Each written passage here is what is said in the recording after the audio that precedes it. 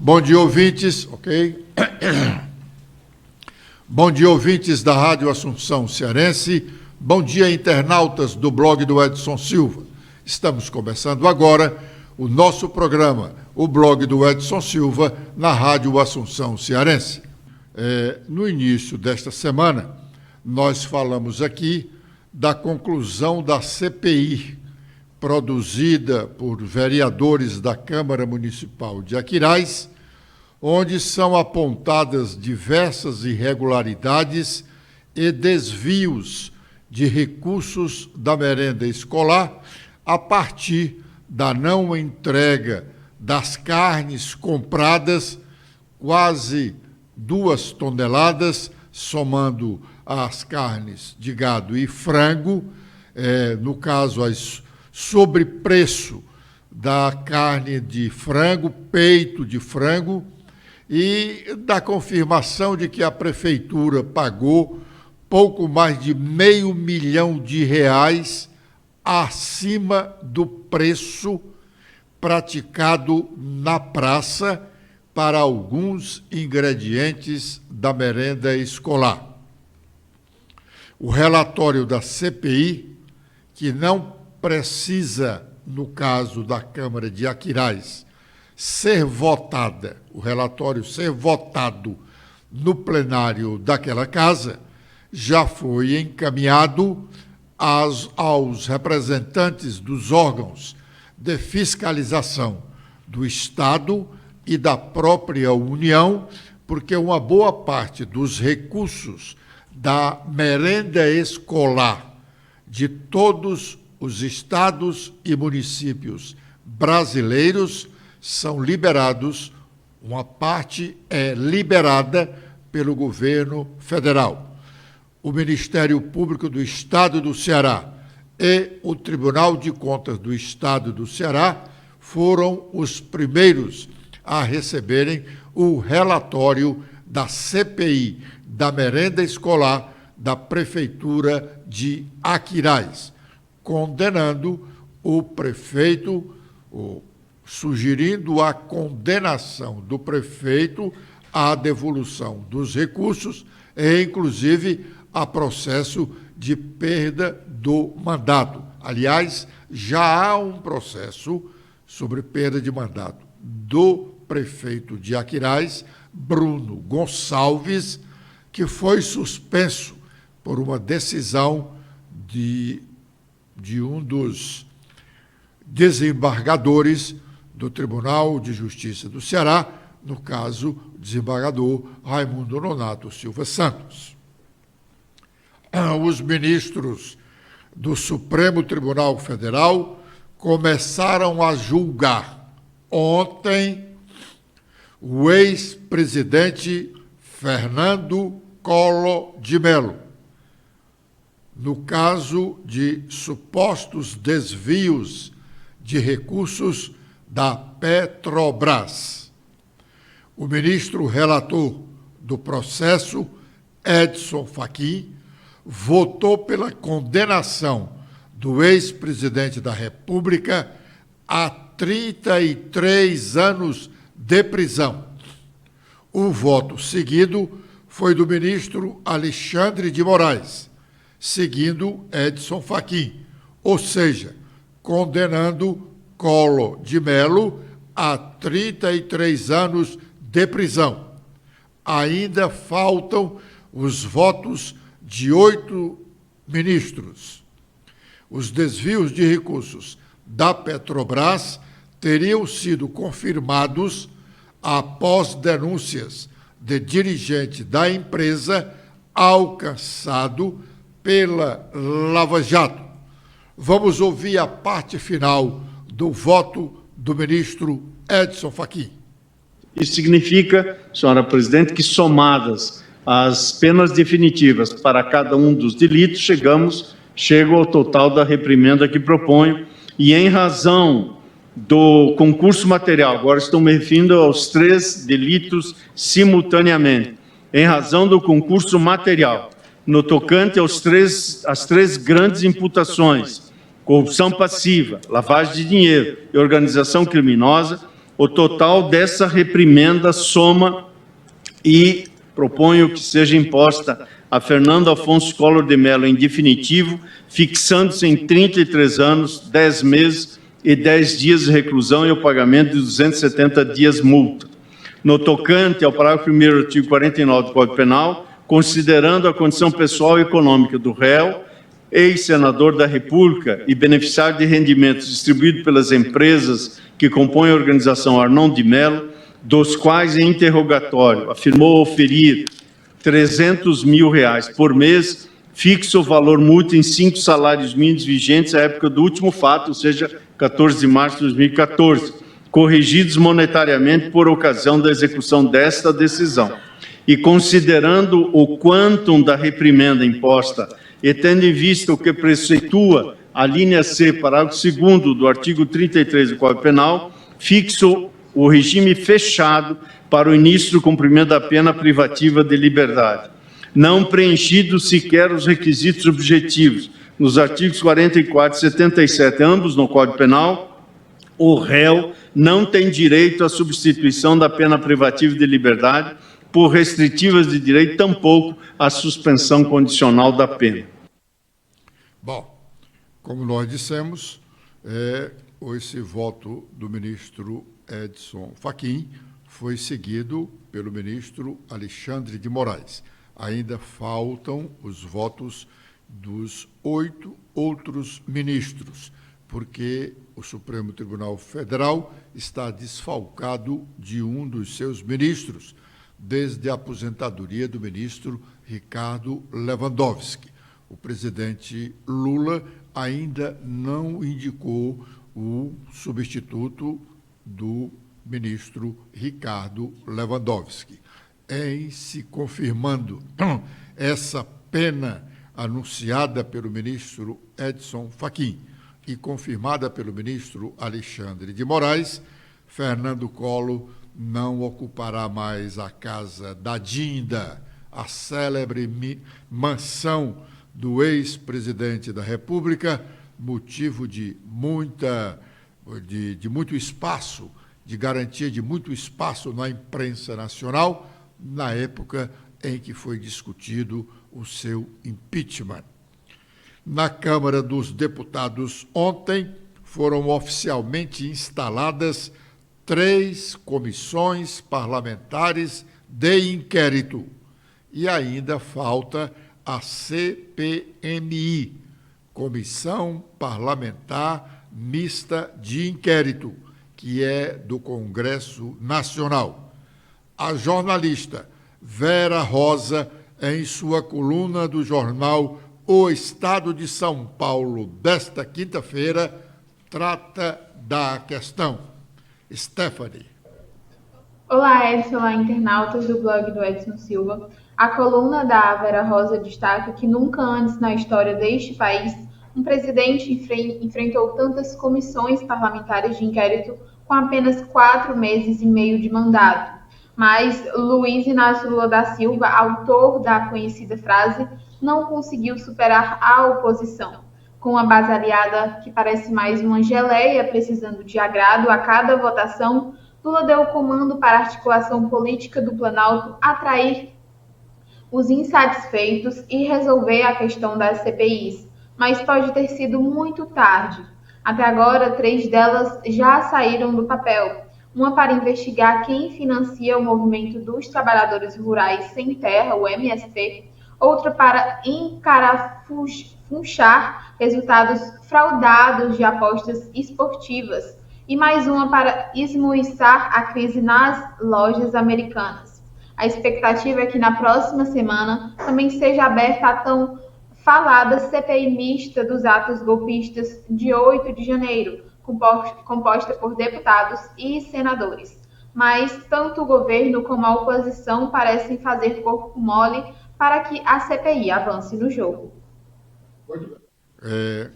Não interessa ao governo e também não é tão mais interessante para a oposição essa CPMI que foi criada, não está instaurada ainda, foi criada para investigar ações ou omissões de servidores públicos nos casos de vandalismo do dia 8 de janeiro em Brasília, com o quebra-quebra de partes do Palácio do Planalto, do Congresso Nacional e do Palácio da Justiça. 3 comissões parlamentares de inquérito, instauradas ontem na Câmara dos Deputados, a mais explosiva parece ser a do MST, um movimento de esquerda que preocupa a importantes segmentos da sociedade brasileira e é muito caro ao governo do presidente Lula. E como se não bastasse o fato em si, a busca de financiadores do MST, o relator escolhido para esta CPI é o deputado federal Ricardo Salles, ex-ministro do Meio Ambiente do governo Bolsonaro, aquele que disse que o governo anterior deveria aproveitar o momento em que as atenções dos jornalistas brasileiros estavam voltadas para a pandemia da Covid, isto lá pelos idos de 2021, então o governo deveria adotar algumas providências para abrir a porteira, desprezando algumas regras de atenção ao meio ambiente. Ricardo Salles, como não poderia deixar de ser, disse em seu discurso que fará um trabalho sério. Vamos ouvi-lo. Apenas uma palavra breve para reiterar o que já disse o nosso presidente, que será um trabalho técnico, objetivo, com o máximo de imparcialidade e que espera poder contar, deputado Macron, deputado Meir, com a ajuda, inclusive, daqueles que representam uma visão diferente, favorável aos movimentos, favorável à reforma agrária e que tenham, eventualmente, posições para trazer, para serem debatidas e apresentadas.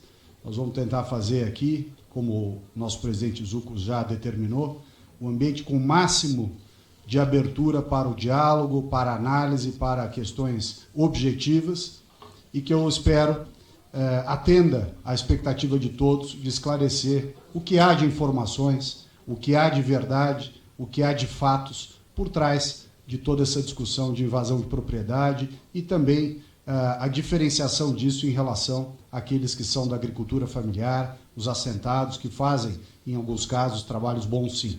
Portanto, agradeço a confiança do presidente, cumprimento também os vice-presidentes e a todos os que vão compor essa comissão. Muito obrigado. Vamos apostar para ver. Agora é o momento de sabermos quais as nossas manchetes nacionais e locais. Letícia. Olá, Edson. Olá a todos que acompanham o nosso programa de hoje. Com as atualizações feitas no nosso blog, temos que o Supremo Tribunal Federal elege Nunes Marques para a vaga de ministro efetivo no Tribunal Superior Eleitoral. Após a escolha, o ministro Alexandre de Moraes, que preside o TSE, parabenizou o colega pela eleição e ressaltou o fato de Nunes Marques ter atuado no Tribunal Regional Eleitoral do Piauí em 2008. A ação de prevaricação em manifestações de juízes e membros do Ministério Público será analisada pelo Supremo no dia 26 deste mês, próxima sexta-feira. Em suma, a ideia é impugnar a aplicação deste crime em relação às carreiras citadas, visando a coibir eventuais punições por manifestações de membros do MP e do Judiciário nos autos, em discordância com outros membros ou autores profissionais, sociais ou políticos. De olho em 2024, Cláudio Pinho faz críticas à gestão de São Gonçalo do Amarante. O deputado destacou ações realizadas durante o período em que foi prefeito da cidade, entre os anos de 2013 e 2020.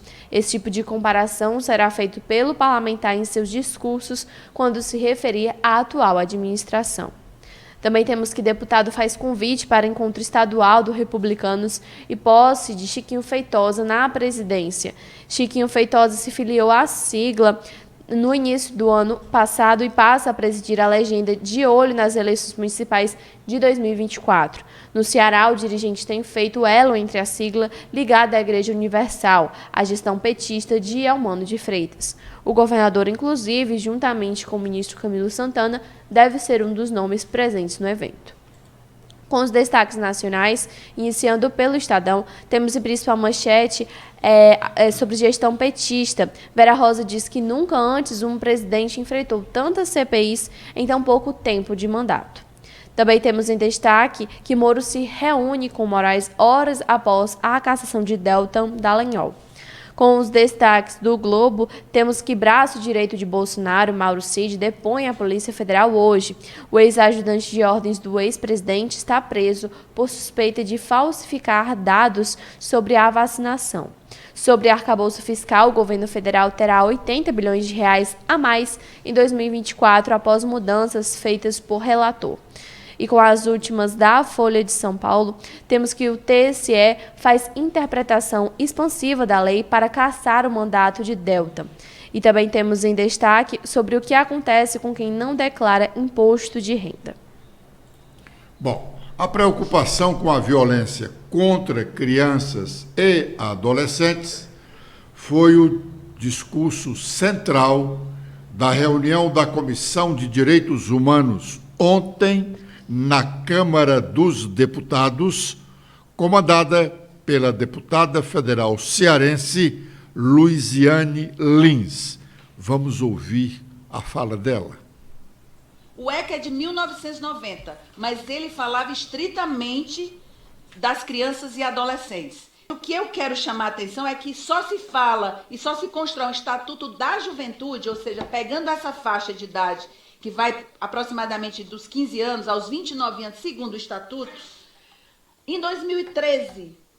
Portanto, eu, inclusive, quando fui prefeita da cidade de Fortaleza, por 8 anos, uma das coisas que a gente pensou, que chama hoje, que é uma das grandes políticas públicas desenvolvidas no momento, que a gente fez tinha a Secretaria de Juventude foi criada, uma série de políticas públicas, o CRED Jovem, uma série de coisas, mas é o Centro Urbano de Cultura, Arte, Ciência e Esporte. É um equipamento de 14 mil metros quadrados de área, onde você tem você tem as políticas de esporte, você tem as políticas de expressão artística, você tem um cinema, você tem laboratório de fotografia, de televisão, você tem piscina olímpica, semiolímpica, você tem quadra de poliesportiva, tem quadra tem campo, tem futebol de campo, tem vôlei, todas as coisas que eu dizia o seguinte.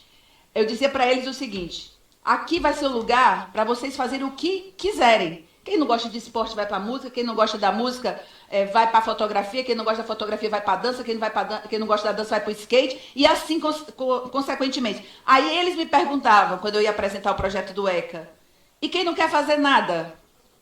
Aí eu dizia, terá um lugar lindo, você lindamente vai não fazer nada, porque todos os centros urbanos, eu construí 3 na integralidade do jeito do projeto original, que depois foi desvirtuado, tinha um recurso hídrico, todos os 3 tinham um anfiteatro voltado para o recurso hídrico.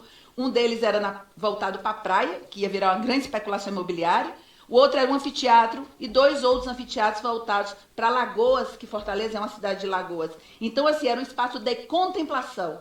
E aí eu dizia, o Cuca tem que ser uma atração assim, irresistível para a juventude, porque com certeza uma mãe, ela se preocupa na hora que o filho, principalmente uma mãe da periferia das cidades, das grandes cidades, na hora que o filho sai e na hora que o filho volta, para o filho saber se o filho entrou em segurança. Então os Cucas são uma política, eu digo o seguinte, não que o menino, ele quer fazer qualquer coisa, ou inclusive nada, ele tem um Cuca para poder desfrutar.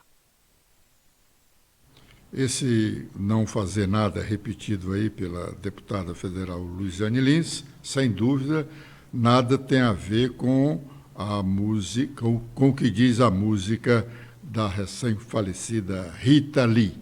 Os Cucas realmente existentes em Fortaleza são, de fato, equipamentos importantíssimos.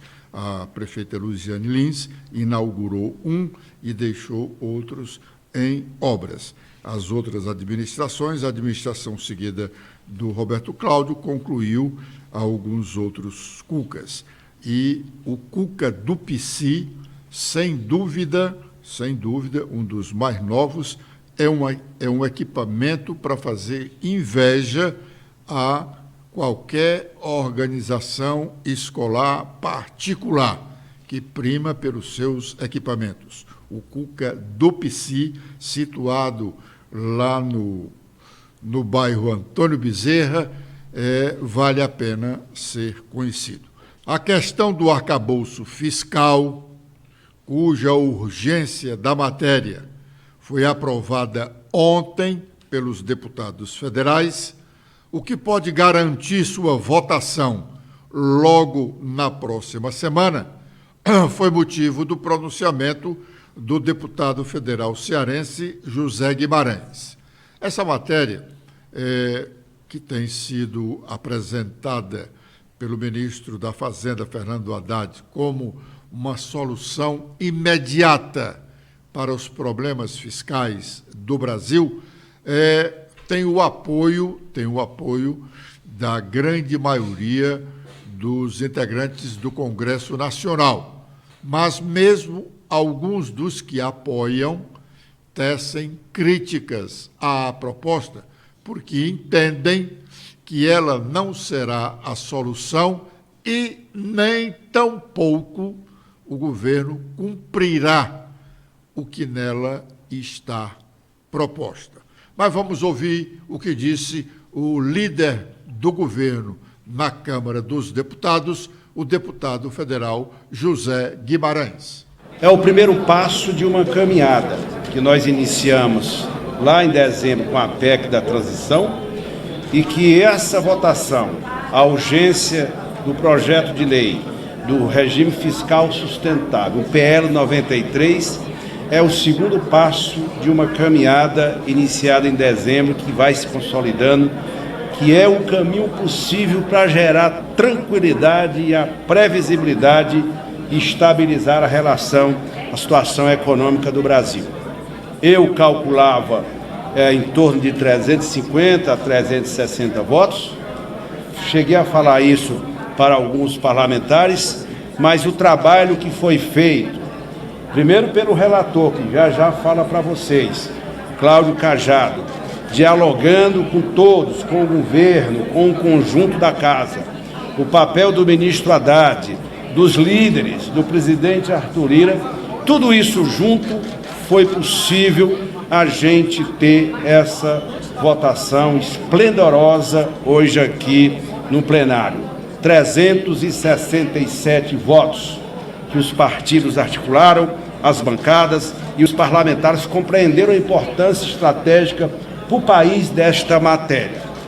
Vencido esse primeiro passo, é o segundo passo, falei da PEC da transição, segundo passo, nós vamos para a próxima semana votar o mérito. E daqui para terça ou quarta-feira continuarmos o trabalho. Do jeito que está sendo feito, com diálogo, sem impor nada, com construção, cedendo aqui, cedendo acolá. E o que é importante é que a proposta nasceu nos seus fundamentos que sustentaram a proposta inicial do ministro Haddad, os fundamentos estão mantidos. O Congresso Nacional ontem teve um dia de ebulição. Em razão da cassação do mandato do deputado federal pelo Paraná, Delton Delagon, e os comentários sobre a possibilidade de o mesmo acontecer com o senador do mesmo estado, Sérgio Moro. Deltan concedeu uma longa entrevista onde critica a decisão do Tribunal Superior Eleitoral. Vamos ouvi-lo. Eles me cassaram por uma inelegibilidade imaginária. A Constituição e a lei da ficha limpa é clara. Ficam inelegíveis membros do Ministério Público que saem na pendência de processo administrativo disciplinar. É clara, é objetiva. Existia algum processo administrativo disciplinar? Não, nenhum, zero. Mas eles construíram suposições. Uma primeira suposição de que reclamações poderiam se converter em algum procedimento disciplinar. Uma segunda suposição de que algum poderia gerar condenação. Uma terceira suposição de que alguma condenação poderia ser admissão. E uma quarta suposição de que eu sabia tudo isso, como num Minority Report em que você sabe o futuro. Agora, de modo muito contraditório, porque se eu soubesse o futuro, eu poderia antecipar esse dia e essa decisão esdrúxula contra o direito, em que eles aplicam o direito da força e não a força do direito. Me punir nesse caso é como punir alguém por um crime futuro, ou pior, é punir alguém por uma acusação que não existe, é punir alguém por uma condenação que ainda não existe. E em relação a mim, eles inverteram a presunção de inocência, que beneficia tantos corruptos com recursos infinitos, mas para quem combate a corrupção, o que vale é a presunção de culpa. Eles inverteram a presunção de inocência e transformaram em presunção de culpa, ao arrepio da lei.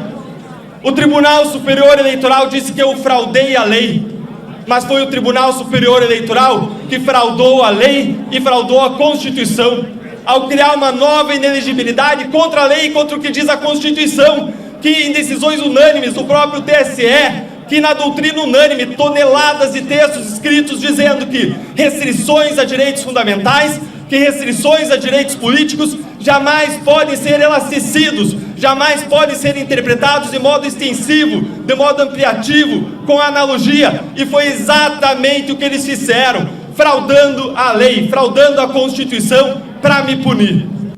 Bom, no plenário da Câmara, questionado sobre a decisão do TSE, falou o presidente da Casa, Arthur Lira. Vamos ouvi-lo. A inquietação dos colegas e da Casa é sobre se a mesa vai fazer alguma coisa sobre o processo ilegal feito ontem no TSE, ou mais uma vez nós assistiremos um poder legislando sobre o outro e tomando atitudes que não deveriam ser tomadas. Nós acreditamos que para um deputado ser cassado depois que os tribunais eleitorais deram o mandato, concederam então o mandato ao deputado, isso deva ser cassado só aqui pela Casa. Então a minha questão de ordem é saber se a mesa vai tomar alguma atitude ou se a gente vai esperar quem que vai ser o próximo. Obrigado.